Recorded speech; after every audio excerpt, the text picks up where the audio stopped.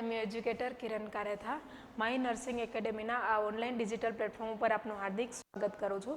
આજના લેક્ચરની અંદર આપણે જોવાનો છે મોસ્ટ ઇમ્પોર્ટન્ટ ટોપિક છે, સાંભળેલો બી હશે તમે બધાએ, માયોકાર્ડિયલ ઇન્ફાર્ક્શન કરીને એમઆઈ, જે હાર્ટ એટેક આવે છે.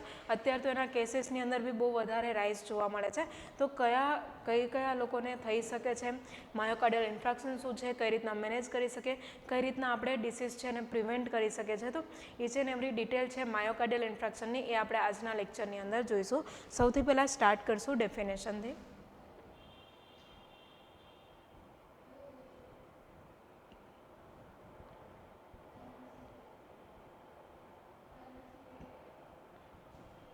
ઓકે, માયોકાર્ડિયલ ઇન્ફાર્ક્શન શું છે? તો સૌથી પહેલાં કોમનલી તમે સાંભળશો ને તો વસ્તુ છે એને એમઆઈના નામથી વધારે ઓળખવામાં આવે છે. શોર્ટ ફોર્મ આપેલું છે માયોકાર્ડિયલ ઇન્ફાર્ક્શનનું. હવે શું છે એમઆઈ? તો એની અંદર છે it is a disease condition which is caused by reduce blood flow in coronary artery. સૌથી પહેલાં આપણે બેટા જોઈ લઈએ કોરોનરી આર્ટરી શું છે. હવે આ જે એક છે એ આર્ટરી છે, મેઇન કોને સપ્લાય કરે છે? તો કે આપણા હાર્ટ છે એને સપ્લાય કરવા માટેની મેઇન જે આર્ટરી છે એને કહેવામાં આવે છે કોરોનરી આર્ટરી. હવે કોરોનરી આર્ટરીની અંદર જ બ્લડ ફ્લો છે એ ઓછો આવે છે ને, તો આપણે કહીશું કે reduce blood flow in the coronary artery. શાના લીધે આવું થઈ શકે? તો કે due to atherosclerosis. If arterial વોલની અંદર પ્લેક ડિપોઝિટ થાય તો આવું થઈ શકે છે, યા ફિર occlusion of an artery by embolus and thrombus. Word બે આપેલા છે, એમ્બોલસ અને થ્રોમ્બસ કરીને. બંનેનો મતલબ શું થશે? બંનેનો મતલબ એમ જોવા જઈએ ને તો થશે બ્લડ ક્લોટ, બટ બે વર્ડ આપેલા છે. એમ્બોલસનો મતલબ શું થશે? તો કે બ્લડ ક્લોટ જે જગ્યા ઉપર થયું છે, જે આર્ટરીમાં થયું છે ત્યાંથી ડિટેચ થશે, અલગ થશે, બ્લડ સ્ટ્રીમમાં મિક્સ થઈ બીજી કોઈ આર્ટરીમાં જાય અને ત્યાં સ્ટક થઈ જાય, લોજ થઈ જાય ને, તો એ વસ્તુને કહેવામાં આવે છે એમ્બોલસ. થ્રોમ્બસનો મતલબ શું થશે?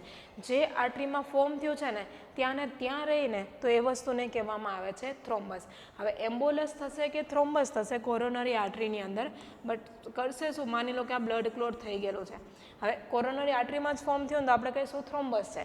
બટ અધર માની લો કે ફિમોરલ આર્ટરીમાં ફોર્મ થયું છે, ત્યાંથી ગમે તે રીતના ટ્રાવેલ કરી અને ઇફ એ કોરોનરી આર્ટરીમાં આવી જાય ને તો આપણે એને કહીશું એમ્બોલસ. એટલે એમ્બોલસ છે કે થ્રોમ્બસ છે, બ્લડ ક્લોટ હોવાનો છે. અને ઇફ કોરોનરી આર્ટરીમાં બ્લડ ક્લોટ થશે ને તો એના લીધે શું ક્રિએટ થશે? એક પ્રકારનું ઓક્લુઝન છે એ ક્રિએટ થશે. ઓક્લુઝન મતલબ કે વસ્તુ બ્લોક થઈ જાય ને એ રીતની આપણને જોવા મળશે. તો આ રીતનું થશે ને તો બ્લડ ફ્લો થવા માટે જેટલી સ્પેસ જોઈએ ને એટલી આપણને મળશે નહીં. તો આ રીતનું થશે તો કોરોનરી આર્ટરીમાં જેટલો બ્લડ ફ્લો આવવો જોઈએ એ નહીં આવી શકે. કોરોનરી આર્ટરી થ્રુ આપણા હાર્ટને જેટલો બ્લડ ફ્લો મળવો જોઈએ ને એ પણ મળી શકશે નહીં. તો આવા કેસના લીધે આપણને માયોકાર્ડિયલ ઇન્ફાર્ક્શન છે થઈ શકે છે. એક્ઝેક્ટલી શું થશે એમાં? તો કે એમાંય એનું બીજું નામ આપેલું છે જે કોમનલી આપણે સાંભળેલું છે હાર્ટ એટેક. બહુ કોમન વર્ડ છે, હાર્ટ એટેક આવી ગયો છે આ પર્સનને, બટ એના માટેનો મેઇન જે મેડિકલ ટર્મ આપણે યુઝ કરીએ છીએ ને એને કહેવામાં આવે છે માયોકાર્ડિયલ ઇન્ફાર્ક્શન.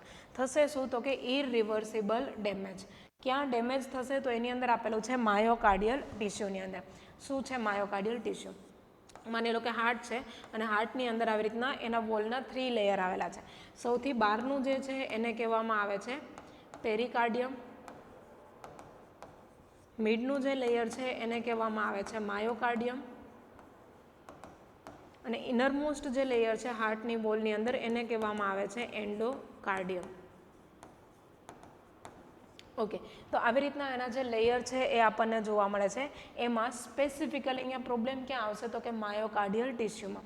માયોકાર્ડિયલ ટિશ્યુ મતલબ કે માયોકાર્ડિયમ જે લેયર છે ને એ શાનાથી બનેલું છે અને કેમ માયોકાર્ડિયમ નામ આપેલું છે? કોના સરાઉન્ડ આવેલું છે? હાર્ટના સરાઉન્ડ આવેલું છે ને એટલે વર્ડ લીધેલો છે કાર્ડિયમ કરીને. એ વર્ડ છે ને એ મસલ્સ માટે વર્ડ યુઝ કરવામાં આવે છે. હવે હાર્ટનું જે મિડલ લેયર છે આ વાળું, આ જે લેયર છે ને એ આખું મસલ્સથી બનેલું છે. કયા મસલ્સ? તો કે કાર્ડિયક મસલ્સથી. ઇફ આ લેયરની અંદર કોઈ પણ ડેમેજ થાય, અને ડેમેજ હશે કેવી? તો કે ઇરરિવર્સિબલ. અહીંયા વર્ડ છે ને આપણે સ્પ્લિટ કરીએ. રિવર્સિબલનો મતલબ શું થશે? કે વસ્તુ રિવર્સ થઈ શકે છે. ઇરિવર્સિબલનો મતલબ શું થશે? કે વસ્તુ રિવર્સ થઈ શકે નહીં. હવે આપણા કેસમાં રિવર્સનો મતલબ શું થાય? તો કે એકવાર આપણને કોઈ પ્રોબ્લેમ થયેલો છે, કોઈ ડિસીઝ થઈ ગયેલો છે, એની આપણે ટ્રીટમેન્ટ લઈશું અને ટ્રીટમેન્ટ લીધા પછી આપણું ડિસીઝ પહેલાંનું જે સ્ટેટ હતું એમાં પાછા જઈ શકીએ ને તો આપણે પ્રોસેસ પાછળ ગયા છે, તો એને કહેવામાં આવે છે કે ડેમેજ છે એ રિવર્સિબલ છે, મેડિકેશનથી ફરીથી સારું થઈ શકે છે. બટ અહીંયા ડેમેજ કેવી છે? ઇરિવર્સિબલ છે, જે રિવર્સ થઈ શકશે નહીં. હવે થશે શું આની અંદર? એકવાર માયોકાર્ડિયલ ટિશ્યુ છે ડેમેજ થયા, માયોકાર્ડિયમ લેયર ડેમેજ થયું ને તો ડેમેજ થયા પછી ફરીથી ગમે તેટલી બી ટ્રીટમેન્ટ આપશો ને એ ફરીથી રિવર્સ થઈ અને નોર્મલ સ્ટેટમાં આવી શકશે નહીં. એટલે ડેમેજ થશે ક્યાં થશે? તો કે માયોકાર્ડિયલ લેયરમાં. ડેમેજ કેવી હશે? તો કે ઇરિવર્સિબલ હશે. હવે આ ડેમેજ થાય છે માયોકાર્ડિયમ લેયરમાં તો શાના લીધે આપણને આવું થાય છે? તો કે કોઝડ બાય પ્રોલોંગ્ડ ઇસ્ચેમિયા એન્ડ હાઇપોક્સિયા. ઇસ્ચેમિયાનો મતલબ થશે લેક ઓફ બ્લડ સપ્લાય.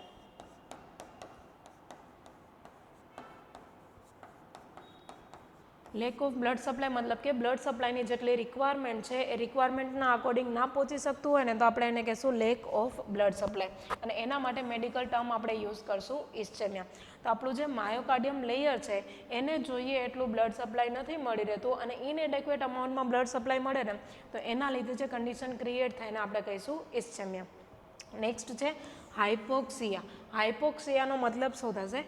તો કે આપણા બોડીની અંદર કોઈ પણ સેલ કે ટિશ્યુની અંદર લેક ઓફ ઓક્સિજન જોવા મળે ને તે વસ્તુને કહેવામાં આવે છે હાઇપોક્સિયા. હવે અહીંયા ક્યાં ઓક્સિજનની શોર્ટેજ જોવા મળશે? તો કે માયોકાર્ડિયમ લેયરમાં. ઓક્સિજન શામાંથી મળશે? બ્લડમાંથી મળશે. બ્લડ સપ્લાય જોઈએ એટલો છે? નથી, એટલે તો આપણે ઇસ્ચેમિયા કીધું છે. જોઈએ એટલો બ્લડ સપ્લાય જ નથી તેવા કેસમાં જોઈશે એટલા અમાઉન્ટની અંદર ઓક્સિજન મળશે? કોઈ ચાન્સ નથી. એટલે બે વસ્તુની શોર્ટેજ આવશે, બ્લડની શોર્ટેજ આવશે અને એના લીધે બીજી કઈ શોર્ટેજ જોવા મળશે? ઓક્સિજનની. હવે આપણું જે માયોકાર્ડિયમ લેયર છે એને જોઈએ એટલું બ્લડ સપ્લાય અને જોઈએ એટલું ઓક્સિજન ના મળી રહે ને એના લીધે સ્લોલી અને સ્ટેડીલી ડેમેજ થઈ જશે, અને જે ડેમેજ થઈ જાય છે ને એ ઇરિવર્સિબલ ડેમેજ હશે અને આ વસ્તુને કહેવામાં આવે છે માયોકાર્ડિયલ ઇન્ફાર્ક્શન. ઓકે, હવે આટલું આપણને એની ડેફિનેશનની અંદર જોવા મળશે. અહીંયા મેઇન જે વર્ડ યાદ રાખવાના છે ને એમાં આવશે શું છે? તો કે ઇરિવર્સિબલ ડેમેજ થાય છે. શામાં થાય છે? તો કે માયોકાર્ડિયલ ટિશ્યુમાં, મતલબ કે માયોકાર્ડિયમ લેયરમાં. શાના લીધે થાય છે? તો કે પ્રોલોંગ વધારે લાંબા ટાઈમ સુધી ઇસ્ચેમિયા અને હાઇપોક્સિયા રહેશે ને એના લીધે માયોકાર્ડિયમ લેયરની જે ટિશ્યુ છે સોરી એ ડેમેજ થઈ જશે અને ડેમેજના લીધે આપણને જે પ્રોબ્લેમ થાય છે વસ્તુને કહેવાશું આપણે માયોકાર્ડિયલ ઇન્ફાર્ક્શન. વેઇટ અ મિનિટ.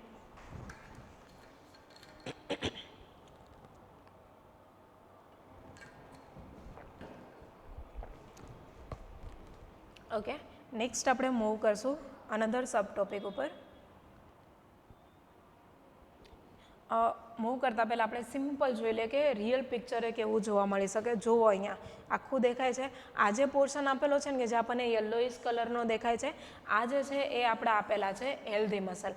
અહીંયા જુઓ આખી બ્લેકીનેસ આપણને જોવા મળે છે. વધારે બ્લેકીનેસ શાના લીધે થાય છે?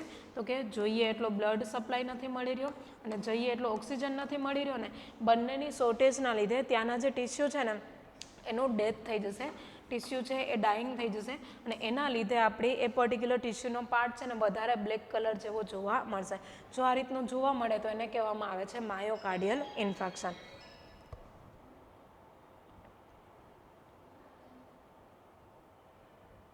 નેક્સ્ટ આપેલું છે ટાઈપ્સ ઓફ એમઆઈ કરીને. હવે એમઆઈ છે ને એના 5 ટાઈપ્સ આપણે અહીંયા જોવાના છે. ટાઈપ 1, ટાઈપ 2 એવી રીતના જ આપેલા છે. બટ આપણે ક્યારે કહી શકશું કે પર્સન છે ને ટાઈપ 1નું એમઆઈ છે? તો એમાં કીધેલું છે અ સ્પોન્ટેનિયસ હાર્ટ અટેક, મતલબ કે સ્પોન્ટેનિયસલી પર્સન છે એને હાર્ટ એટેક આવશે. બટ શાના લીધે આવું થઈ શકે?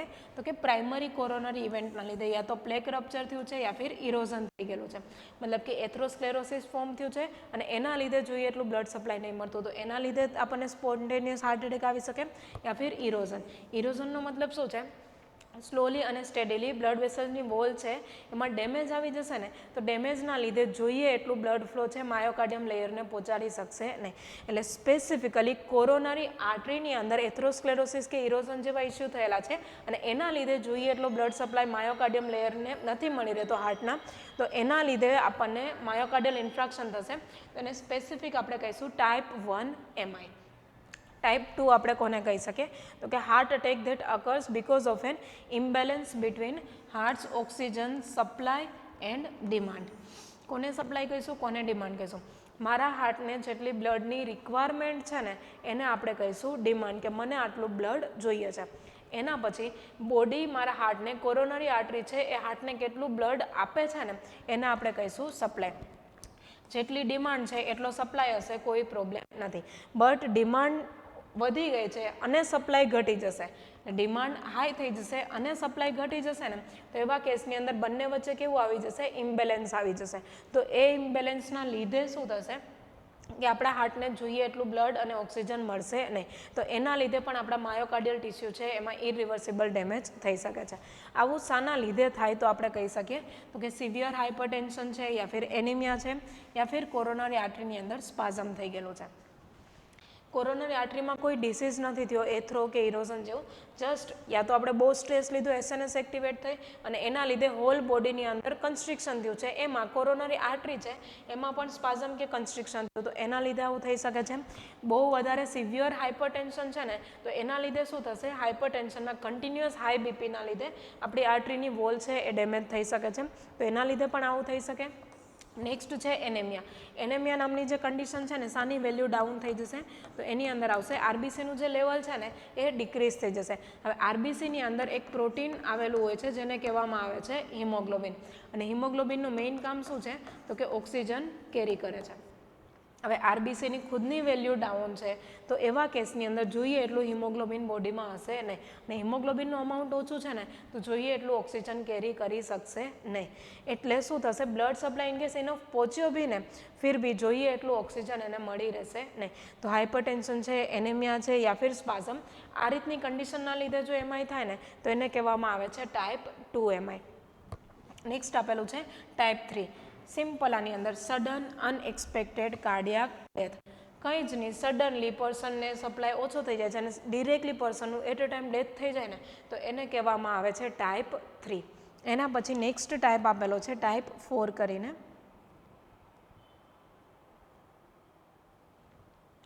ટાઈપ 4ની આપણે વાત કરીએ તો એની અંદર શું થશે, તો ક્યારે ટાઈપ 4 થઈ શકે તો કે પર્સન છે એણે અધર કોઈ પણ કોરોનરી ઇન્ટરવેન્શન પ્રોસિજર કરાવેલી છે.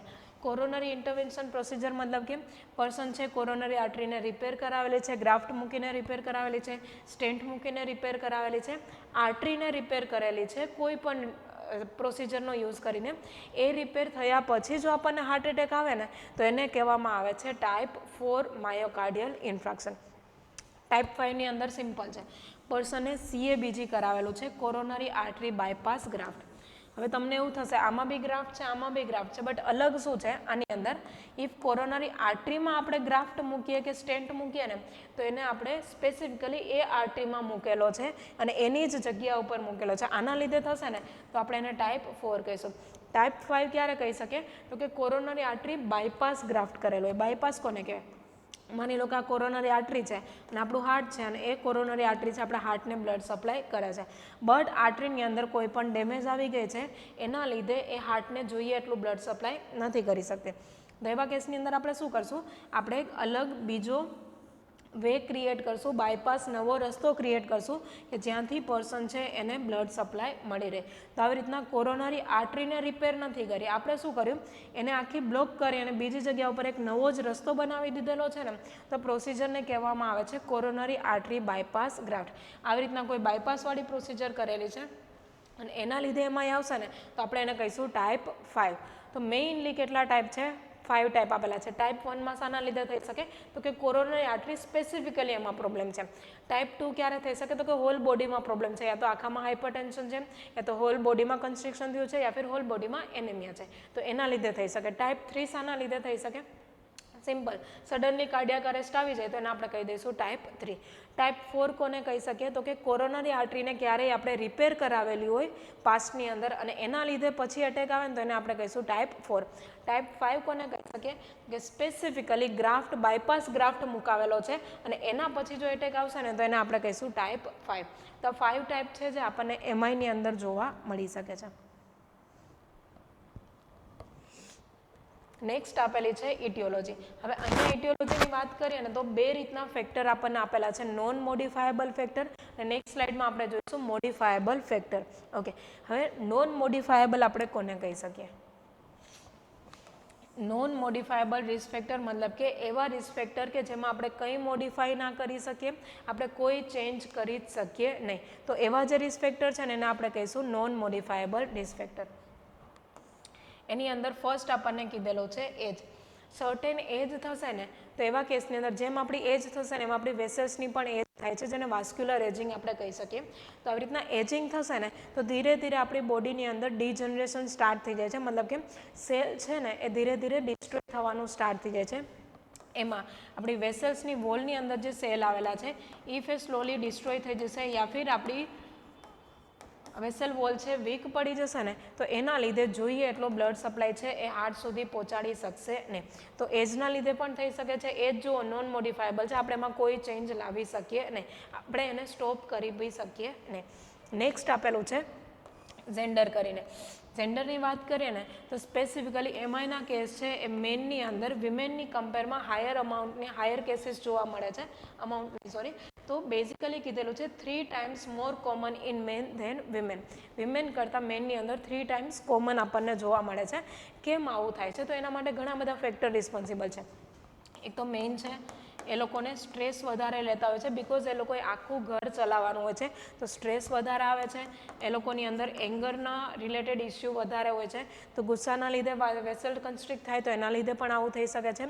નેક્સ્ટ વસ્તુ આપેલું છે એનું જે ફૂડ કન્ઝમ્પશન છે ને એ આપણા કરતાં થોડુંક વધારે હાઈ હોઈ શકે છે. જો વધારે કોલેસ્ટેરોલ લઈ લીધું અને પ્લેક ફોર્મ થઈ ગયું ને તો એના લીધે પણ બ્લડ ફ્લો છે નોર્મલ જઈ શકશે નહીં. એટલે આવા અમુક રિસ્પોન્સિબલ ફેક્ટર છે કે જેના લીધે મેનની અંદર વિમેનની કમ્પેરમાં કેસીસ છે હાયર જોવા મળી શકે છે. થર્ડ આપણને આપેલું છે ફેમિલી હિસ્ટ્રી. એ ફેમિલીમાં કંઈ ઇસ્યુ છે આપણી અંદર ટ્રાન્સમિટ થઈ શકે છે, આમાં પણ આપણે કોઈ ચેન્જ લાવી શકીએ નહીં. એટલે એજ છે, જેન્ડર છે અને ફેમિલી હિસ્ટ્રી ત્રણેયના લીધે એમઆઈનું રિસ્ક રહેશે અને એમાં ત્રણેયમાંથી એક બીમાં આપણે કોઈ પણ ચેન્જ નહીં લાવી શકીએ, મોડિફાઈ નહીં કરીએ, એટલા માટે એને કહેવામાં આવે છે non modifiable risk factor. Next આપણને આપેલું છે મોડિફાયેબલ રિસ્ક ફેક્ટર આપણને આપેલા છે. મોડિફાયેબલ રિસ્ક ફેક્ટરની વાત કરીએ તો આ બધા એવા રિસ્ક ફેક્ટર છે કે જેમાં આપણે ચેન્જીસ કરી શકીએ છીએ. એક જ મિનિટ.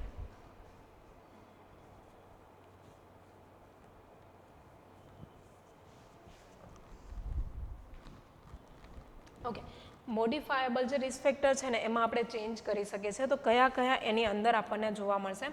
તો એમાં ફર્સ્ટ આપણે લઈ લઈએ સ્મોકિંગ. આગળનો તમે લેક્ચર જોશો ને એન્યુરિઝમનો તો તમને ક્લિયર આઈડિયા આવી જશે સ્મોકિંગના લીધે શાના લીધે આવું થાય. તો કે સ્મોકિંગ છે વેસલ્સને કેવી ઇફેક્ટ આપે છે? કન્સ્ટ્રિક્શનની ઇફેક્ટ આપે છે, તો એના લીધે પણ આપણને આવું થઈ શકે છે. નેક્સ્ટ છે અનહેલ્ધી ડાયટ. અનહેલ્ધી ડાયટ લીધો મતલબ કે વધારે અમાઉન્ટમાં કોલેસ્ટેરોલ લીધેલું છે, વધારે અમાઉન્ટમાં ફેટી સબસ્ટન્સ લીધેલા છે ને, તો એવા કેસમાં શું થશે? Higher level of cholesterol and fatty substance that cause plaque formation in the arterial wall. તો આર્ટરીની વોલની અંદર એ પ્લેક ફોર્મ કરી શકે છે, તો એના લીધે પણ પાથવે નેરો થઈ જશે અને જોઈએ એટલું બ્લડ સપ્લાય મળશે નહીં. તો અનહેલ્ધી ડાયટ છે. અનહેલ્ધીમાં સ્પેસિફિકલી આપણે જોવા જઈએ ને સોડિયમ ઇન્ટેક છે આપણે રિડ્યુસ કરવો જોઈએ, સુગરી કમ્પાઉન્ડ ઓછા કન્ઝ્યુમ કરવા જોઈએ, ફેટી સબસ્ટન્સનો અમાઉન્ટ રિડ્યુસ કરવું જોઈએ અને મોસ્ટ ઇમ્પોર્ટન્ટલી બને ત્યાં સુધી કોલેસ્ટેરોલથી આપણે દૂર રહી શકીએ છીએ.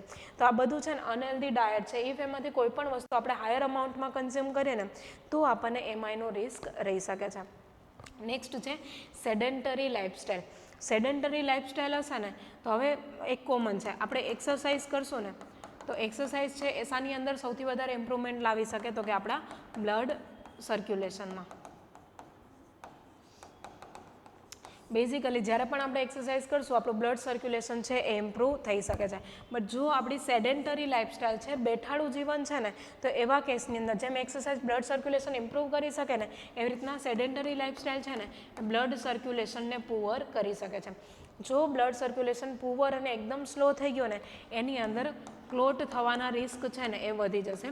જો આપણી સેડેન્ટરી લાઇફસ્ટાઇલ છે, બ્લડ ફ્લો પુઅર થઈ ગયેલો છે, સર્ક્યુલેશન પુઅર થઈ ગયેલું છે તો ક્લોટિંગનો રિસ્ક વધી જશે. ઇફ આપણી કોરોનરી આર્ટરીની અંદર કશે પણ ક્લોટ થઈ જશે ને એમ્બોલસ હોય કે થ્રોમ્બસ તો એ શું કરશે? જોઈએ એટલું બ્લડ છે હાર્ટ સુધી પહોંચવા દેશે નહીં. તો ઇનએડિક્વેટ અમાઉન્ટમાં અગેન બ્લડ સપ્લાય જોવા મળશે જેના લીધે આપણને એમઆઈ થઈ શકે. તો અલ્ટિમેટલી સેડેન્ટરી લાઇફસ્ટાઇલના લીધે પણ આપણને એમઆઈ થઈ શકે છે. નેક્સ્ટ છે હાઇપરટેન્શન. આઈ થિંક હવે સમજાવવાની જરૂર નહીં રહે. હાઇપરટેન્શન છે એ આપણી વેસલ્સને ડેમેજ કરે, એના લીધે પણ થઈ જાય. નેક્સ્ટ આપેલું છે કોમન છે ડાયાબિટીસના લીધે પણ આવું થશે. કેમ? ડાયાબિટીસ છે ને એ કંટ્રોલેબલ ડિસીઝ છે, ક્યોરેબલ નથી. એનો મતલબ એવો છે કે એકવાર આપણને ડાયાબિટીસ થયું ને એ લાઈફ ટાઈમ રહેવાનું છે. આપણે એને કંટ્રોલ કરી શકીએ છીએ, એને કમ્પ્લીટલી ક્યોર નહીં કરી શકીએ. કંટ્રોલમાં મેઇન કંટ્રોલ શાને કરવાનો છે? ડાયાબિટીસમાં મેઇન શાનું લેવલ વધી જશે? ગ્લુકોઝનું. તો આપણે કંટ્રોલ શાને કરવાનું છે? જસ્ટ આપણે ગ્લુકોઝનું જે લેવલ છે ને એને કંટ્રોલ કરવાનું છે. તો ગ્લુકોઝનું જે લેવલ છે એને આપણે કંટ્રોલમાં રાખશું ને તો કોઈ પ્રોબ્લેમ નહીં થાય. બટ ડાયાબિટીસ છે, ગ્લુકોઝના લેવલને આપણે કંટ્રોલમાં નથી રાખતા અને ગ્લુકોઝનું લેવલ હાઈ થઈ જશે ને તો એ કન્ડિશનને આપણે કહીએ છીએ હાઇપરગ્લાયસેમિયા.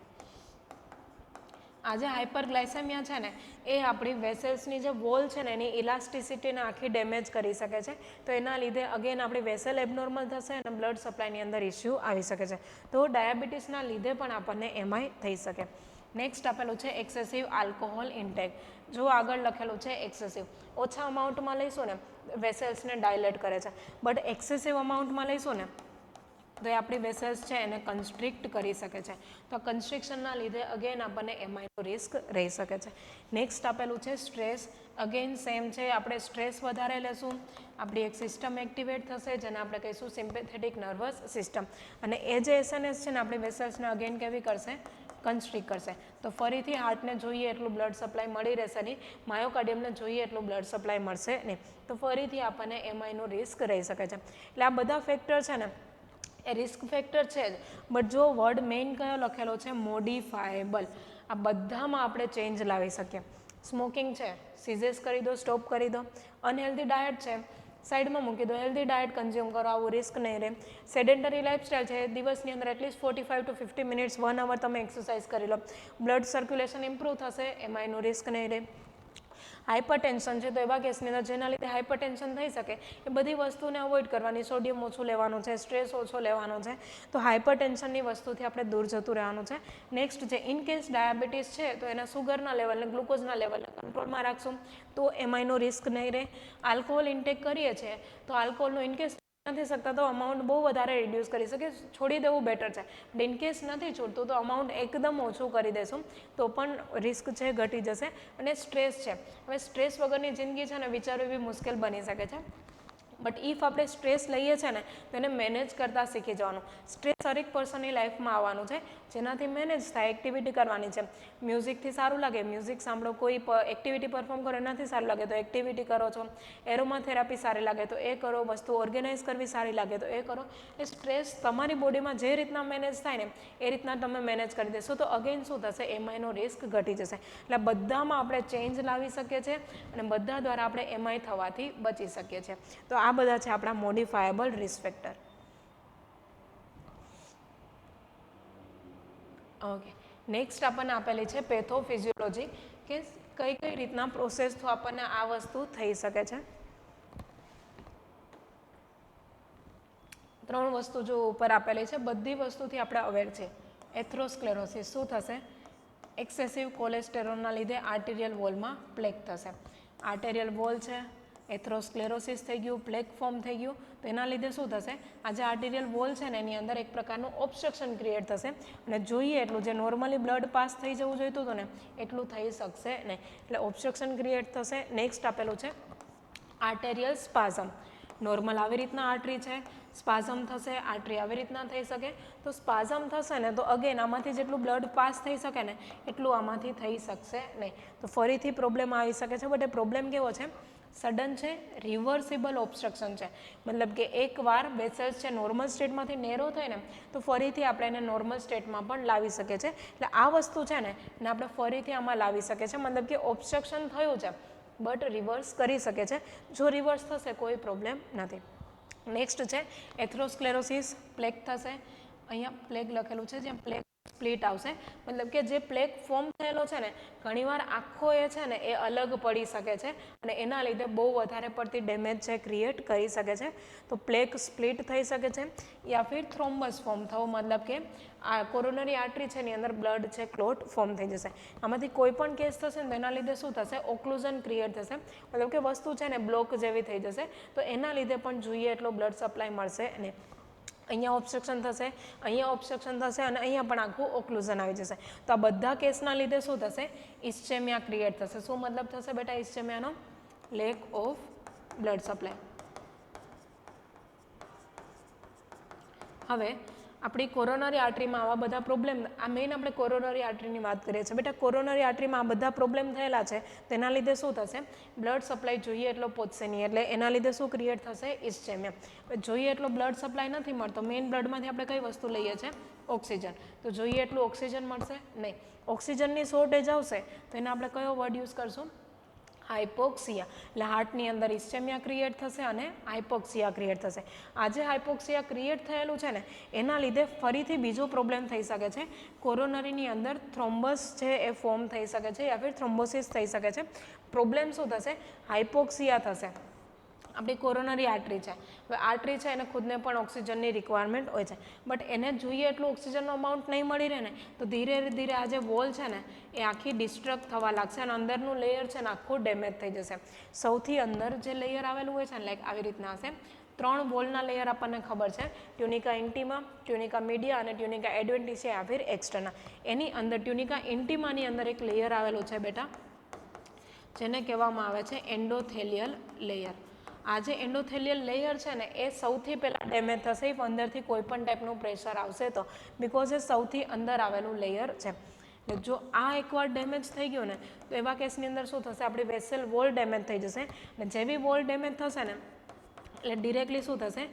ઇન્ફ્લામેટરી ફેક્ટર છે ને એ ડિરેક્ટલી એ જગ્યા ઉપરથી બહાર નીકળી અને ઇન્ફ્લામેશન ક્રિએટ કરશે.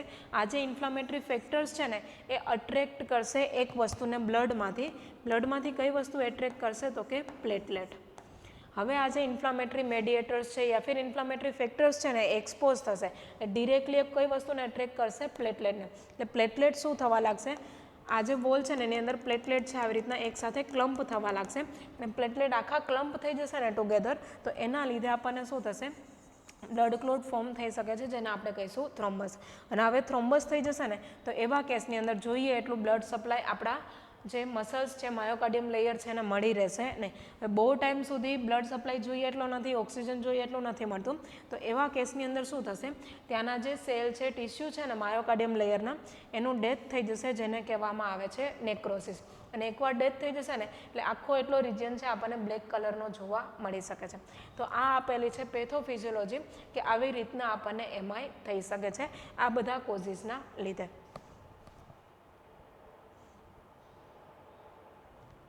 ઓકે, નેક્સ્ટ આપણને કીધેલું છે ક્લિનિકલ મેનિફેસ્ટેશન. એકદમ કોમન સાઇન એન્ડ સિમ્ટમ્સ આપેલા છે. ઓકે, સૌથી પહેલાં હાર્ટમાં પ્રોબ્લેમ છે, પેઇન ક્યાં થશે? ચેસ્ટ રિજિયનમાં પેઇન થશે. બીજું છે થોડુંક સમજવાનું છે, પેઇન છે એ અધર એરિયાઝમાં બી થઈ શકે છે, ખાસ કરીને રેડિયેટ થઈ શકે છે. કઈ રીતના થઈ શકે? તો આપણું જે લેફ્ટ સાઈડનો સ્પેસિફિકલી હેન્ડ છે, તો હાર્ટ છે એ આપણું લેફ્ટ સાઈડ થોડું ટિલ્ટ થયેલું છે, તો અહીંયા છે ને સેમ નર્વ ફાઈબર એ ફોલો કરે છે. એટલે હાર્ટમાં પેઇન થશે ને તો પેઇન છે એ નર્વ ફાઈબર દ્વારા ટ્રાવેલ કરી નેકમાં પહોંચી શકે, નેકમાંથી ટ્રાવેલ કરી જોમાં પહોંચી શકે, કરી શોલ્ડરમાં પહોંચી શકે, શોલ્ડરમાંથી ટ્રાવેલ કરી અને આખા આર્મ્સની અંદર પહોંચી શકે અને આપણી ખાસ કરીને ફિંગર સુધી, લાસ્ટ જે ફિંગર છે રિંગ ફિંગર અને લિટલ ફિંગર, ત્યાં સુધી એ પેઇન છે એ પહોંચી શકે છે. એટલે મેઇન પેઇન ક્યાં થશે? ચેસ્ટમાં એકદમ સિવિયર ટાઈપનો પેઇન થશે. એન્જાઇના પેક્ટોરિસ આપણે ભણી ગયા છીએ, તમે લેક્ચર જોઈ શકો છો માય નર્સિંગ એકેડેમીની ચેનલ ઉપર. હવે શું થશે? પેઇન રેડિયેટ થશે સેમ નર્વ ફાઈબર હોવાના લીધે. પેઇન છે ને આખો આવી રીતના રેડિયેટ થઈ શકે છે. નેક્સ્ટ આપણને આની અંદર કીધેલું છે ડિઝનિયા. હાર્ટને ખુદને બ્લડ સપ્લાય નથી મળ્યું તો એવા કેસમાં હાર્ટનું મેઇન કામ શું છે? બ્લડને પમ્પ કરવાનું. હાર્ટને પમ્પિંગ કરાવવા માટે મેઇન કયું લેયર કામ કરે છે? માયોકાર્ડિયમ. માયોકાર્ડિયમને ખુદને જોઈએ એટલું બ્લડ સપ્લાય નથી મળ્યું ને તો એવા કેસની અંદર શું છે? માયોકાર્ડિયમનું જે પમ્પિંગનું કામ છે ને એ પમ્પિંગ એ કરી શકશે નહીં. હવે હાર્ટની અંદર જો પમ્પિંગ એક્ટિવિટી નહીં જોવા મળે ને તો એવા કેસની અંદર કાર્ડિયાક આઉટપુટ નહીં જોવા મળે, હાર્ટમાંથી બ્લડ છે બહારની તરફ નીકળી શકશે નહીં. અને જોઈએ એટલું કાર્ડિયાક આઉટપુટ નહીં હોય ને તો બોડીના કોઈ પણ ઓર્ગનને જોઈએ એટલું એડેક્વેટ અમાઉન્ટમાં બ્લડ સપ્લાય મળી રહેશે નહીં. તો એના લીધે લંગ્સને નહીં મળી રહે ને તો ડિઝનિયા જેવો પ્રોબ્લેમ થઈ શકે છે. ફટીગ છે, કોમન આપેલું છે. નેક્સ્ટ છે ઇન્ક્રીઝડ સ્વેટિંગ. ઓકે, આ રીતનો પ્રોબ્લેમ ક્રિએટ થશે ને એટલે આપણી બોડીને એવું લાગશે કે બોડી બહુ વધારે સ્ટ્રેસમાં જતી રહે છે, જેને ઓક્સિજન નથી મળતું, બ્લડ સપ્લાય નથી મળતું. એટલે અગેન બોડી કઈ સિસ્ટમ એક્ટિવેટ કરે છે? SNS, sympathetic nervous system. અને આ SNS શું કરશે? તો સ્વેટિંગ છે ને એને બહુ વધારે પડતું વધારી દેશે બોડીના જે પ્રોબ્લેમ થયેલા છે એને કમ્પેન્સેટ કરવા માટે. એ સ્વેટિંગ બહુ વધી જશે. ઇફ તમારે એમાં આઈડેન્ટિફાઈ કરવું છે ને, ચેસ્ટ પેન યાદ રાખો, પેન રેડિયેશન યાદ રાખો, અને બીજું યાદ રાખો એક્સેસિવ યા ફિર ઇન્ક્રીઝડ સ્વેટિંગ. વીકનેસ છે, ઓબ્વિયસ છે, બ્લડ પહોંચતું જ નથી મસલ સુધી, તો વીકનેસ જોવા મળશે, નોઝિયા, વોમિટિંગ જેવા રિફ્લેક્સિસ આપણને જોવા મળી શકે છે. નેક્સ્ટ આપેલું છે એકદમ કોમન સિમ્ટમ્સ છે, એની અંદર ફર્સ્ટ આપણને કીધેલું છે લાઇટ હેડનેસ. હવે એ કઈ રીતના જોવા મળી શકે? તો બેઝિકલી આપણને જે ચક્કર આવે છે યા ફિર આપણને એકદમ લાઇટ ફીલ થાય છે ને આ રિજનની અંદર, અને ખબર નથી પડી રહેતું કે બોડી કઈ રીતના બેલેન્સ કરવાનું છે, ફેન્ટિંગ આપણને જોવા મળે, તો એને કહેવામાં આવે છે લાઇટ હેડેડનેસ. બેઝિકલી ક્યારે આવું થાય? તો આપણા બ્રેઇનને જોઈએ એટલું બ્લડ સપ્લાય ના મળી રહે ને, તો બ્રેઇનમાંથી આ રીતના સિમ્ટમ્સ છે એ અરાઇઝ થઈ શકે છે.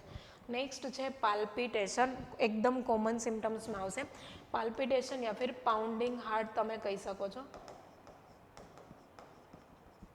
ઓકે, આવું કેમ થાય? જ્યારે આપણે સ્ટ્રેસની સિચ્યુએશનમાં આવશું ને, તો મેં તમને કીધું એ રીતના કઈ સિસ્ટમ એક્ટિવેટ થશે? ગોખી લેજો હવે કઈ આવશે? Sympathetic nervous system. આ એક્ટિવેટ થશે ને એટલે ડિરેક્ટલી આપણા હાર્ટને શું કહેશે કે બહુ સ્પીડમાં પમ્પિંગ કરવાનું છે, જેનાથી બધામાં જે બ્લડની શોર્ટેજ આવેલી છે ને એ ફરીથી મળી શકે. તો એને બહુ વધારે સ્પીડમાં પમ્પિંગ કરવા લાગશે ને તો હાર્ટ રેટ વધી જશે, અને હાર્ટ રેટ છે ને આપણને સંભળાવવાનું યા ફિર ફીલ થવાનું સ્ટાર્ટ થઈ જશે કે હા મારું હાર્ટ છે સ્પીડમાં વર્ક કરે છે, એવું આપણને ફીલ થાય છે, આપણને લિટરલી સંભળાશે કે આપણું હાર્ટ છે એકદમ સ્પીડમાં કામ કરે છે. એને કહેવામાં આવે છે પાલ્પિટેશન. બ્લડની જ્યારે એક્સ્ટ્રીમલી શોર્ટેજ આવે ને તો પાલ્પિટેશન જોવા મળે છે. એન્ઝાયટી કોમન આવશે, સ્લીપલેસનેસ આ રીતનો પ્રોબ્લેમ થયેલો હશે, કન્ટિન્યુઅસલી ચેસ્ટ પેઇન જોવા મળશે, તો ઊંઘ નહીં આવી રહે, અને સ્ટ્રેસના લીધે બી ઊંઘ નહીં આવે. લાસ્ટ આપેલું છે એરિથમિયાસ, મતલબ કે હાર્ટની જે રિધમ છે ને, PQRST નામની આખી જે રિધમ છે કે સિસ્ટોલ થાય એટ્રિયમ, એના પછી વેન્ટ્રિકલ ડાયસ્ટોલ થાય, એટ્રિયમ ડાયસ્ટોલ થાય, વેન્ટ્રિકલ સિસ્ટોલ થાય. આ જે નોર્મલ રિધમ છે ને એમાં એબનોર્માલિટી આવી જશે અને આખા રિધમ છે એ ચેન્જ થઈ શકે છે, અને હાર્ટ રેટ વધશે ને એના લીધે પણ રિધમમાં ચેન્જ આવી શકે છે. PQRST જે વેવ્સ છે ને એમાં ઘણા બધા ચેન્જીસ આપણને જોવા મળી શકે છે. તો આટલા આવશે એના સાઇન એન્ડ સિમ્ટમ્સની અંદર. નેક્સ્ટ આપણને આપેલું છે ડાયગ્નોસ્ટિક ઇવાલ્યુએશન. અગેન બે કોમન આવશે.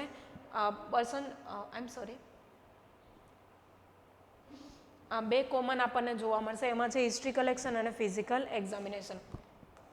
પર્સન કહે છે મને ચેસ્ટ પેઇન થાય છે અને એના પછી પેઇન રેડિએટ થઈને મારા આખા હાથમાં જતો રહે છે, મને બહુ પરસેવો વળવા લાગે છે, તો આપણને આઈડિયા આવી જશે કે મે બી પર્સન છે ને આ રીતનો ઇસ્યુ હોઈ શકે છે. એના પછી ફિઝિકલ એક્ઝામિનેશન છે. તો ફિઝિકલ એક્ઝામિનેશનની અંદર જ્યારે આપણે હાર્ટ રેટ ચેક કરશું, રેસ્પિરેટરી ચેક કરશું, સ્કિન એકદમ સ્વેટીને એવું લાગશે ને તો આપણને આઈડિયા આવી જશે કે કોઈ પ્રોબ્લેમ હોઈ શકે છે. એટલે હિસ્ટ્રી કલેક્શન, ફિઝિકલ એક્ઝામિનેશનમાં આપણે બેઝિક અઝ્યુમ કરી શકીએ છીએ. નેક્સ્ટ છે અને ઇમ્પોર્ટન્ટ છે, સ્પેસિફિકલી હાર્ટ માટે આવશે સીરમ કાર્ડિયાક માર્કર કરીને. બેઝિકલી બ્લડ રિલેટેડ જ ટેસ્ટ છે, બટ એની અંદર આ ત્રણે ત્રણ છે ને એનું લેવલ આપણે મેઝર કરવાનું છે. ફર્સ્ટ છે ક્રિએટિનિન ફોસ્ફોકાઇનેસ, જેને આપણે CK નોર્મલી કહી શકીએ છીએ, અને બીજું એક આપેલું છે લેક્ટિક ડિહાઇડ્રોજિનેસ કરીને, LDH આપણે કહી શકીએ છીએ. આ બંને વસ્તુ છે ને એ એન્ઝાઇમ છે. આ બંને એન્ઝાઇમ છે ને એ નોર્મલી એવી રીતના રિલીઝ નહીં થતા આપણને જોવા મળે. ક્યારે એ વસ્તુ રિલીઝ થઈ શકે? તો કે આપણું માયોકાર્ડિયલ લેયર છે એ જ્યારે ડેમેજ થશે ને તો ડેમેજ થઈ ગયું છે એવા સિગ્નલ મોકલવા માટે એમાંથી આ રીતના જે એન્ઝાઇમ છે ને એ બહુ વધારે અમાઉન્ટમાં સિક્રેટ થશે, અને એ એન્ઝાઇમ બ્લડમાં મિક્સ થશે. એના પછી આપણે બ્લડ ટેસ્ટ કરશું ને તો આપણને CK અને LDH બંનેની વેલ્યુ છે ને એ હાઈ જોવા મળે. જો આ બંને હાઈ છે ને સમજી લેવાનું છે ક્લિયરલી કે હાર્ટનું જે માયોકાર્ડિયમ લેયર છે ને એ ડેમેજ થતું છે યા ફિર એને જોઈએ એટલો બ્લડ સપ્લાય મળતો નથી. થર્ડ આપેલું છે, અગેન વસ્તુ સેમ છે બટ આ એક પ્રકારનું પ્રોટીન છે જેને આપણે કહીશું કાર્ડિયાક સ્પેસિફિક ટ્રોપોનિન કરીને, CT કહેવામાં આવે છે કોમનલી. તો કાર્ડિયાક સ્પેસિફિક પ્રોટીન છે ને આ પણ ક્યારે વધારે જોવા મળશે? તો કે માયોકાર્ડિયલ ડેમેજ થશે ત્યારે. માયોકાર્ડિયલ લેયર જ્યારે પણ આપણું ડેમેજ થશે ને તો એના લીધે આ પ્રોટીન છે ને પણ બહુ વધારે પડતું આપણને બ્લડની અંદર જોવા મળશે. એટલે સીકે અને એલડીએચ આ બંને એન્ઝાઇમ અને કાર્ડિયાક સ્પેસિફિક ટ્રોપોનિન, જો આ ત્રણે વસ્તુ બ્લડમાં આપણને હાયર અમાઉન્ટમાં જોવા મળે ને ક્લિયરલી લાઈક તમે કહી શકો કે પર્સન છે ને માયોકાર્ડિયમ લેયરમાં જ ઇસ્યુ છે. તો આ એમ જોવા જઈએ ને તો ગોલ્ડ સ્ટાન્ડર્ડ ટેસ્ટની અંદર આપણે કાઉન્ટ કરી શકીએ છીએ.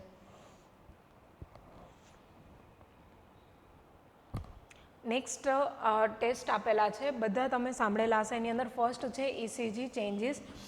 ઇસીજી છે ને બેઝિકલી આપણને આખી રિધમ બતાવે છે પીક્યુઆરએસટી વેવની અંદર કે એટ્રિયમ કેટલું સિસ્ટોલ થાય છે, વેન્ટ્રિકલ કેટલા લેવલ પર ડાયસ્ટોલ થાય છે.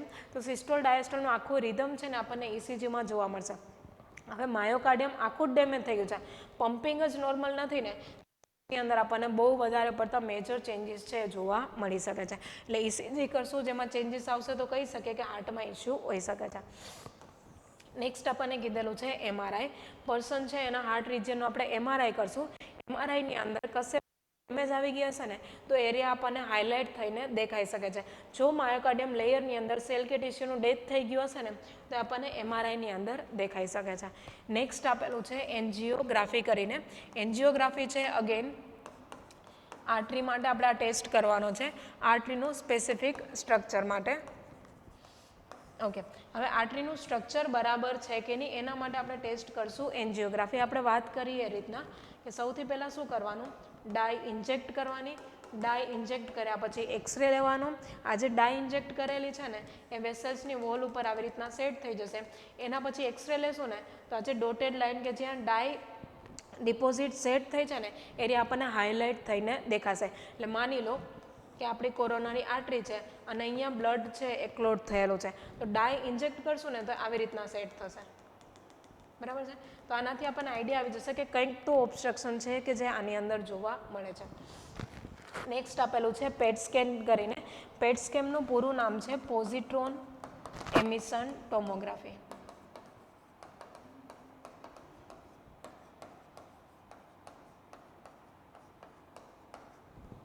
ઓકે, હવે પેટની અંદર બેઝિકલી શું કરે છે, જો આ રીતના આપણને પેટ સ્કેન છે એ જોવા મળે છે. એની અંદર છે ને રેડિયો એક્ટિવ ટ્રેસર ઇન્જેક્ટ કરવામાં આવે છે.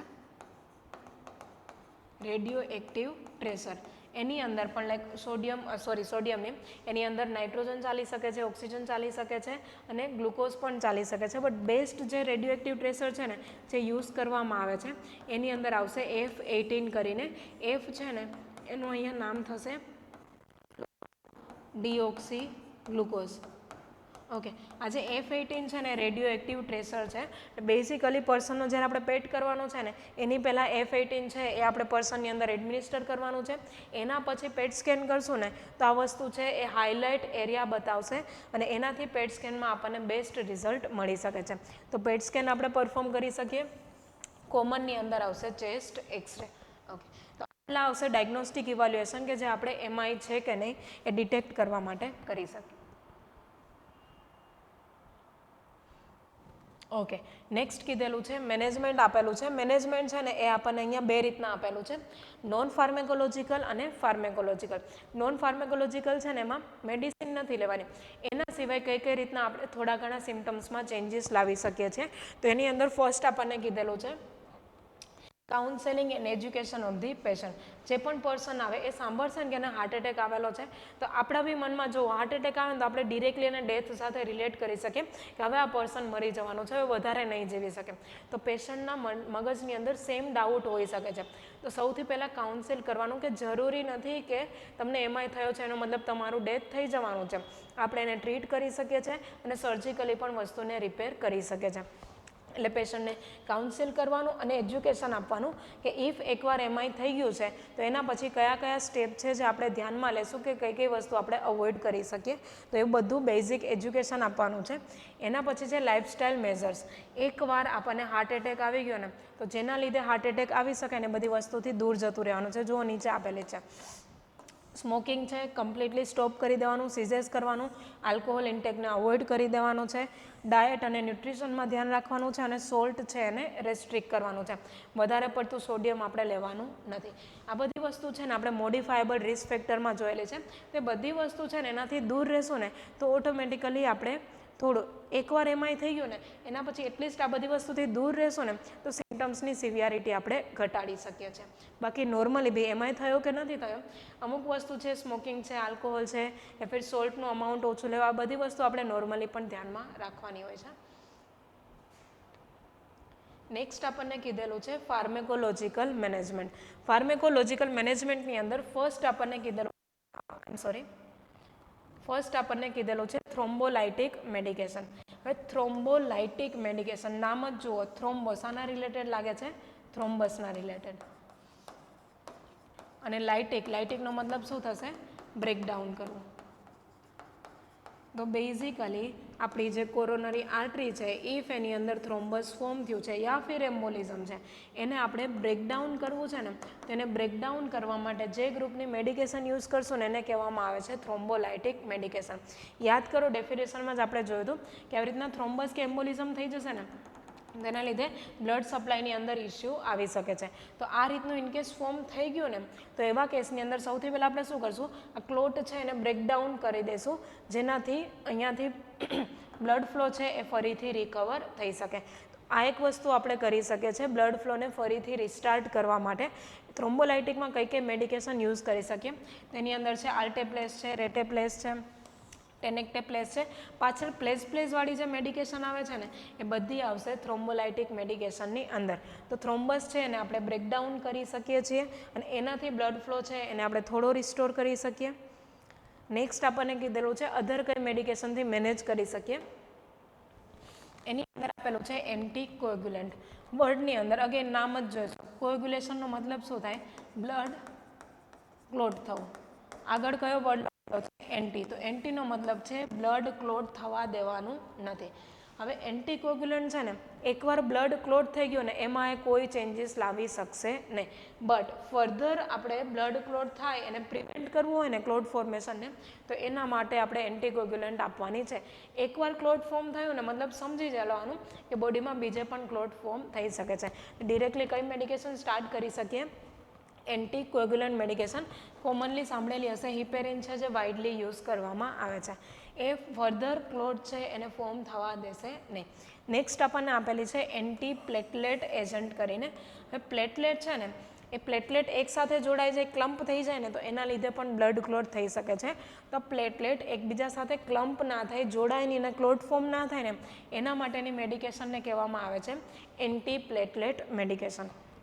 કઈ આપી શકીએ? એસ્પિરિન તમે સાંભળેલી હશે.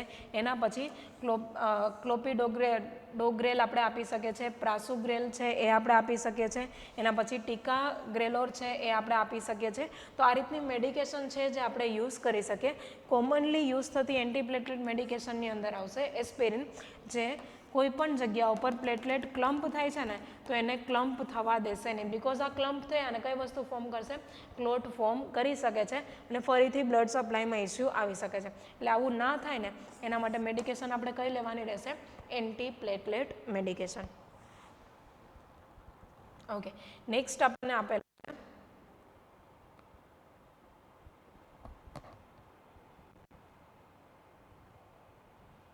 Anti હાઇપરટેન્સિવ medication.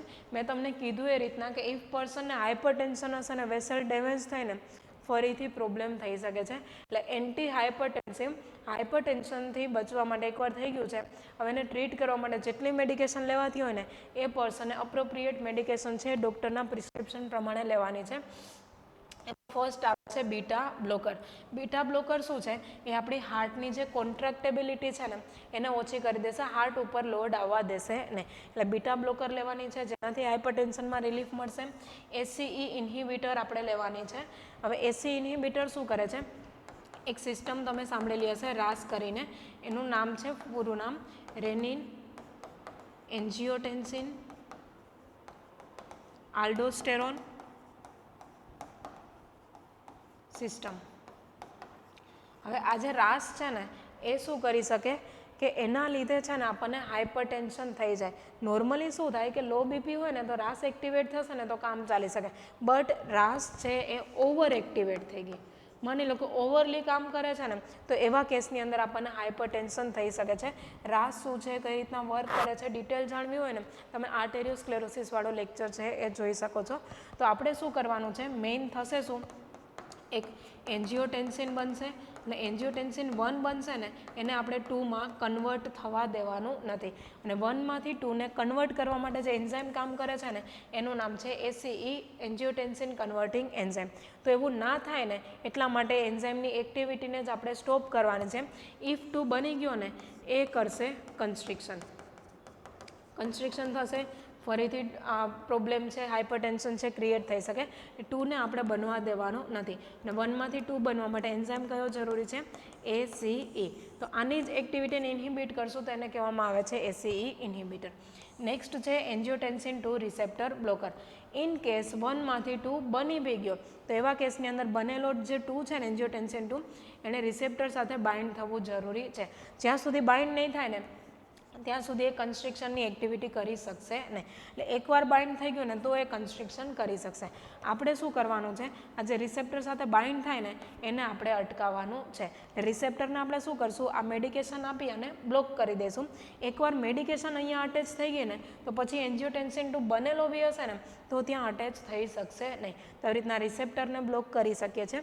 બીજી છે સ્ટેટિન્સ નામની જે મેડિકેશન છે ને એ બધી જ્યારે કોલેસ્ટેરોલનું લેવલ હાઈ ગયું હોય ને તેને લો કરવા માટે આપણે સ્ટેટિન્સ ગ્રુપની મેડિકેશન યુઝ કરી શકીએ. લાસ્ટ આપેલું છે ડાયયુરેટિક્સ કરીને. હવે બ્લડનું વોલ્યુમ વધી ગયું હશે ને તો યુરિન આઉટપુટ આપણે વધારી દેવાનો છે, જેનાથી વોલ્યુમ ઓછું થાય. બ્લડનું વોલ્યુમ ઓછું થાય ને તો થોડું ઘણું પ્રેશર છે એ આર્ટેરિયલ વોલ ઉપરથી ઘટી શકે છે. તો ડાયયુરેટિક આપણે આપી શકીએ, યુરિન આઉટપુટ વધારી અને હાઇપરટેન્શનની અંદર ચેન્જીસ લાવી શકે છે.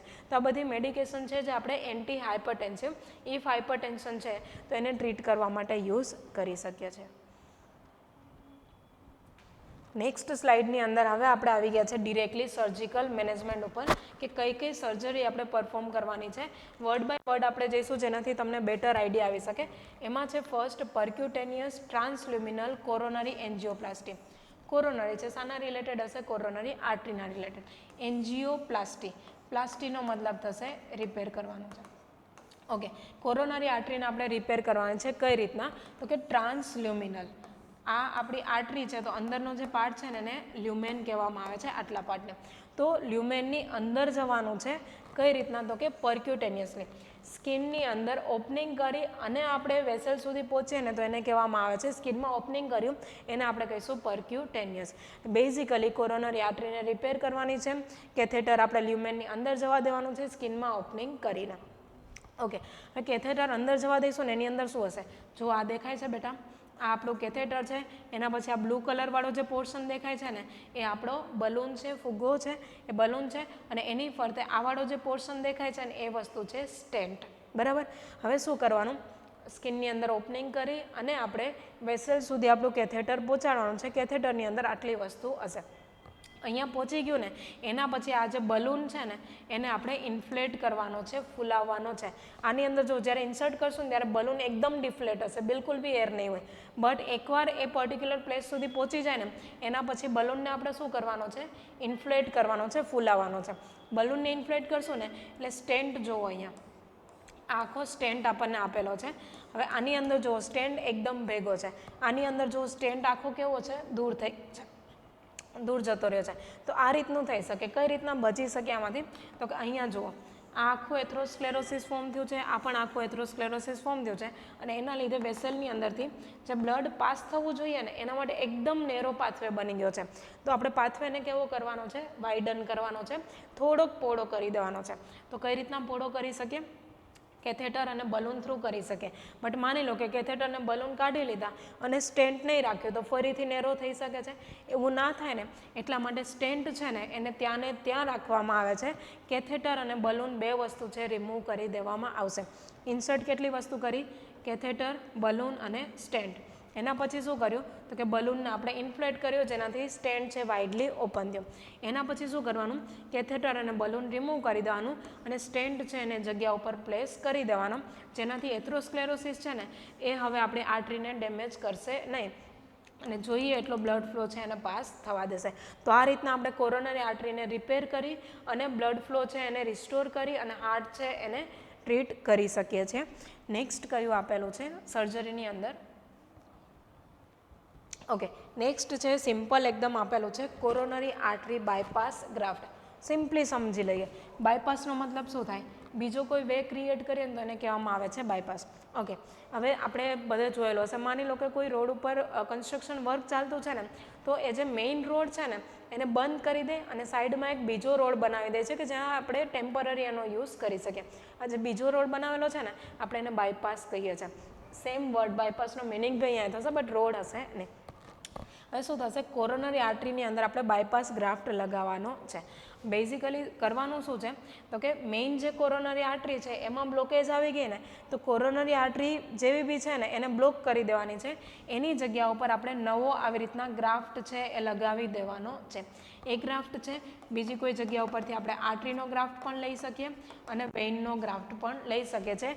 એ વેઇનનો ગ્રાફ્ટ છે એ આવી રીતના અલગ નવી જગ્યા ઉપર લગાવી દેવાનો છે અને એના પછી આપણે શું કરવાનું છે, આપણો જે બ્લડનો ફ્લો છે ને હવે આ રીતના જઈ શકે છે. કોરોનરી આર્ટરી અહીંયા જુઓ, જે કોરોનરી આર્ટરી છે ને એમાં પ્લેક ફોર્મેશન થઈ ગયેલું છે, આ રીતની આર્ટરી થઈ ગયેલી છે અને એના લીધે બ્લુ કલરમાં જો બ્લડ બતાવે છે એ જોઈએ એટલું પાસ થઈ શકતું નથી અને આખો પ્લેક આવી રીતના થઈ જશે ને તો બિલકુલ પણ બ્લડ છે પાસ થઈ શકશે નહીં. તો હવે બ્લોક થઈ ગયેલી છે ને, રહેવા દો એને બ્લોક. આપણે ધ્યાન કોના ઉપર આપવાનું છે, એ આખો રસ્તો જ બંધ કરી દો.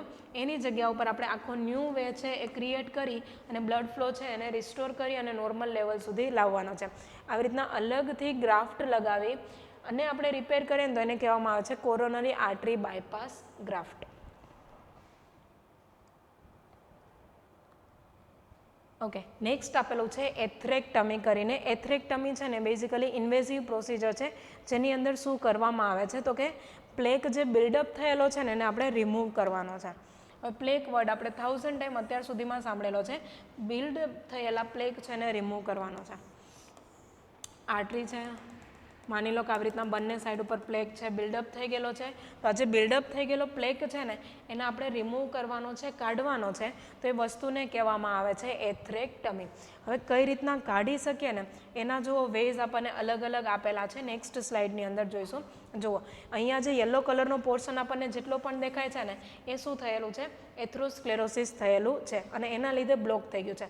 હવે આને રિમૂવ કરવો છે ને તો આવી રીતના ડાયરેક્શનલનો યુઝ કરી અને આવી રીતના ખોતરીને ઉપરની તરફ જઈ અને પણ પ્લેક રિમૂવ કરી શકીએ યા ફિર રોટેશનલ. આ જુઓ, એક અહીંયા કનેક્શન છે, અહીંયા છે અને વચ્ચે આપણને આવું રાઉન્ડ જેવું જોવા મળે છે.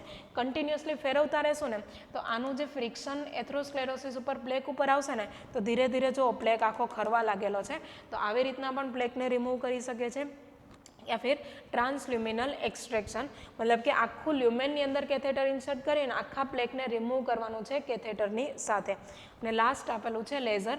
ન્યુઅર ટેકનોલોજીનો યુઝ કરીને પણ આપણે આ જે વસ્તુ છે એને રિમૂવ કરી શકીએ છીએ. પ્લેક બિલ્ડઅપ થયેલો છે ને આવી રીતના મલ્ટિપલ ટેકનિક યુઝ કરીને આપણે એને રિમૂવ કરીએ તો એને કહેવામાં આવે છે એથ્રેક્ટમી. તો આટલી આવશે આપણી સર્જરીની અંદર. નેક્સ્ટ આપણને કીધેલું છે કયા કયા કોમ્પ્લિકેશન્સ થઈ શકે છે. તો કોમ્પ્લિકેશન્સની અંદર ફર્સ્ટ આપેલું છે કન્જેસ્ટિવ હાર્ટ ફેલર. હાર્ટનું મેઇન કામ શું છે, પમ્પિંગનું, અને પમ્પિંગ માટે મેઇન રિસ્પોન્સિબલ કોણ છે તો કે માયોકાર્ડિયમ. અહીંયા મેઇન પ્રોબ્લેમ શાની અંદર આવે છે તો કે માયોકાર્ડિયમમાં. બહુ વધારે ટાઈમ સુધી જો માયોકાર્ડિયમ લેયરને જોઈએ એટલું એડેક્વેટ અમાઉન્ટમાં બ્લડ સપ્લાય કે ઓક્સિજન નહીં મળે ને માયોકાર્ડિયમ લેયરના ટિશ્યુ છે એનું ડેથ થઈ જશે અને હાર્ટ છે એ કમ્પ્લીટલી પમ્પ કરતું બંધ થઈ જશે, જેને કહેવામાં આવે છે કોરોનરી કન્જેસ્ટિવ હાર્ટ ફેલર. તો આ થવાનું રિસ્ક રહી શકે છે. નેક્સ્ટ છે એરિધમિયાઝ. રિધમ છે એની પરમેનન્ટલી એબનોર્મલ થવાનું પણ રિસ્ક રહી શકે છે. બિકોઝ માયોકાર્ડિયમ એકવાર ડેમેજ થયું ને ડેમેજ કેવી હશે? ઇરિવર્સિબલ હશે. તો આ રીતનો પ્રોબ્લેમ અગેન થઈ શકે છે. નેક્સ્ટ છે માયોકાર્ડિયલ રપ્ચર. મેઇન આખું લેયર છે ને મસલ્સનું આવી રીતના કમ્પ્લીટ ફોર્મ થયેલું હશે, બટ ઓક્સિજન કે બ્લડ સપ્લાય નથી મળતું તો આખો પાર્ટ કેવો થઈ જશે?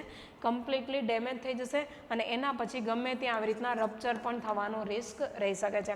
માયોકાર્ડિયમ રપ્ચર પણ થઈ શકે છે. નેક્સ્ટ છે પેરીકાર્ડિયાઇટિસ. આપણે જોયું તો એ રીતના 3 લેયર હશે, એન્ડોકાર્ડિયાઇટિસ, માયોકાર્ડિયાઇટિસ અને આઉટર મોસ્ટ લેયર કયું છે? તો કે પેરીકાર્ડિયમ છે. ઇફ આના નેક્રોસિસના લીધે આ લેયર આપણું ડેમેજ થાય અને એમાં ઇન્ફ્લામેશન જોવા મળે તો એને આપણે કહીશું પેરીકાર્ડિયાઇટિસ. તો એ પણ કોમ્પ્લિકેશન્સ રહી શકે છે. લાસ્ટ આપેલું છે કાર્ડિયોજેનિક શોક. શોકનો મતલબ શું થશે? આપણા જેટલા પણ ઓર્ગન છે, ઓર્ગનને જોઈએ એટલો બ્લડ સપ્લાય ઇફ ના મળી લે અને બ્લડની શોર્ટેજ આવે ને ઓર્ગનની અંદર તો એને કહેવામાં આવે છે શોક. એટલે જોઈએ એટલું એડેક્વેટ અમાઉન્ટમાં બ્લડ મળશે નહીં તો એને આપણે કહીશું શોક. હાર્ટને ખુદને બ્લડ નથી મળતું તો હાર્ટ છે એ બીજા ઓર્ગન સુધી જોઈએ એટલું બ્લડ પહોંચાડી શકશે નહીં. તો એના લીધે જે કન્ડિશન અરાઇઝ થાય એને કહેવામાં આવે છે કાર્ડિયોજેનિક શોક. તો આટલું આવશે આપણા કોમ્પ્લિકેશન્સની અંદર. ઇફ રિસ્ક ફેક્ટરને મોડિફાઈ કરી લઈશું, લાઇફસ્ટાઈલમાં ચેન્જીસ લાવી દઈશું, સર્જરી યા ફિર મેડિકેશન છે એ રેગ્યુલર જે ટાઈમે કરાવવાની છે ત્યારે પરફોર્મ કરાવી દઈશું ને તો આ રીતના કોમ્પ્લિકેશન આવવાનો રિસ્ક રહેશે નહીં. તો આટલું આવે છે માયોકાર્ડિયલ ઇન્ફ્રાક્શનની અંદર. મેં આશા કરું છું કે તમને આખો લેક્ચર સમજાયો હશે. કંઈ પણ પ્રોબ્લેમ હોય તમે કમેન્ટમાં પૂછી શકો છો. Thank you.